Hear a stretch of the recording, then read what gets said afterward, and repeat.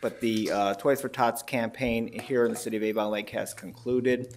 The pickups occurred over this weekend. There are some other locations throughout that I am still picking up this week. If for some reason that a resident was not able to get their donated toy to one of the drop-off locations, go ahead and do it still. I have told all of the locations where we have drop boxes to go ahead and still accept the toys, and we will make sure that those get distributed throughout Lorain County to the children that need it.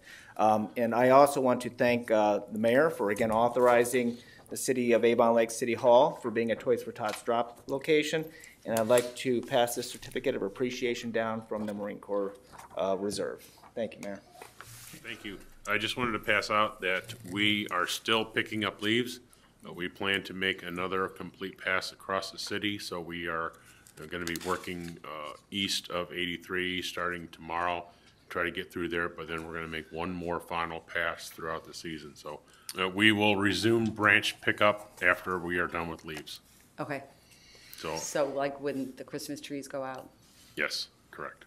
I'm pleased to report that Assistant Chief Steve Peter and School Resource Officer Brian Hurd did radio coverage tests on Monday, November the 26th. There have been a number of updates at the high school that have been made, and overall the radio coverage was very good and a vast improvement in the past. From the past, there had been concerns previously that there were a few spots. Actually, there were a number of spots in the past where the radio coverage was very spotty. So the update in the equipment from both our safety forces and the school provide for a much better radio coverage and will provide for the better safety of our students. So I want to thank Chief Betza and Chief Streeter, as well as Superintendent Bob Scott and their staffs for working on this and getting this issue taken care of. The new NOC legislation, I pulled it back to bring it back to the next collective committee meeting, which will be in January, to add some language and make some changes to it, just to make sure that we got better clarification on it. So I'll bring that back to the collective committee meeting in January. Yes, this is an item that has been discussed for the last few months here in Avon Lake, and this originated by a joint request from the fire chief, the police chief, and the public works director, suggesting that the city of Avon Lake join the vast majority, the overwhelming majority of the neighboring communities that already have this type of ordinance in place. And what this ordinance would do is prohibit parking on the hydrant sides of the street. It will not affect parking on the tree lawns regardless of the side of the street. This is only to prohibit parking on the physical street itself on the hydrant side. The reason for this is that it creates a safety issue if cars are parked along both sides of the street, which would prohibit our safety vehicles, the ladder truck, the pumper truck, the ambulances, these large vehicles from being able to get down the street.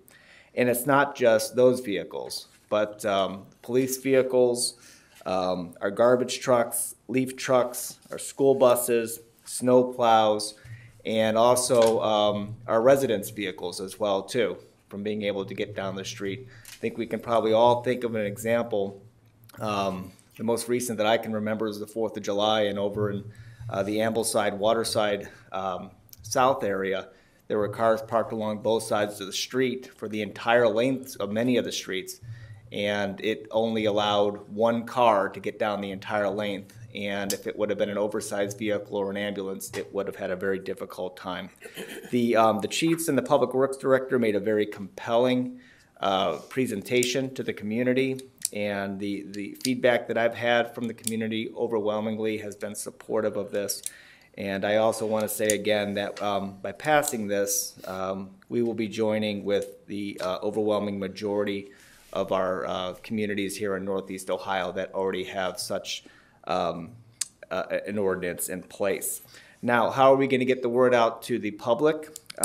We are going to use full utilization of ALC TV, our Facebook page, city website, because there is an educational component to this. So we are going to be getting that word out. Signage as well too, and I think Mr. Wright will speak to this here in a moment, but signage will also be placed out there. So we will do a full covering of all of our media sites that we can. I know that the police department just did a PSA that will soon be airing not only on our TV channels but on our Facebook page. Enforcement of this. The police department, as they stated during the presentation, will initially do a soft approach, and soft enforcement of this, meaning that they will attempt to contact the owners of the vehicles and advise them of the new ordinance that is in place and ask them to voluntarily move their vehicle. Leaflets will also be used on some as well too, advising them of the ordinance that is being put into place. So there will be an educational grace period where the police department will do a soft enforcement of this to roll this out until the community is educated on the new ordinance. Thank you. Thank you, Mr. Koss. Mr. Wright. Yes, thank you. I would like to, reiterate for the public, as Mr. Koss said, that this does not affect those areas that have people parking in the tree line, where their wheels of their vehicles do not touch the pavement. So it does not affect them. Those areas that we have people that have that extra vehicle that just needs to be parked out in the front yard, that will not impact this. This does not change that. This has to do with areas where people's vehicles have wheels touching the pavement. And once again, this is a safety thing. When we all need that emergency vehicle to get to us or get to a neighbor's house as soon as possible, we want to make sure that they have the access that they need to get through there. This will provide that ordinance to regulate that and control that. But overall, this is about public safety. This is about getting, because as was said before, we've all driven through those areas. We've all driven through the neighborhoods where there's a party going on, and you have to wait for somebody to pull off or pull into a driveway so you can pass. We want to make sure that the safety forces have that same courtesy, but they need it all the time. So this ordinance will do that, and this will make our community just basically follow what many of the communities around us already have in place. So those people that visit, this won't really even be noticed because most communities have ordinances like this. So therefore, we just want to make sure that we provide our residents with that extra level of safety. Thank you. And just to repeat, I think it was mentioned last week, the mayor brought it up dealing with private streets, Mr. Koss. So in private streets and gated communities, they will be affected by this. Yep. They're not. Yes. Okay. Mr. Koss. Yes, and this will affect all streets in the city. And if I recall, Mr. Lieberman, correct me if I'm wrong, but when we had this discussion early on, when this question was posed, I believe there were some emails going back and forth with the chiefs and me about this. It was the gated community that basically gave the authority for the city to make that determination that yes, we can do this, because we did act on the gate issue. Was that about a year or so ago? And so we recognize that when there's a safety issue, the city can impose an ordinance for safety concerns in those areas.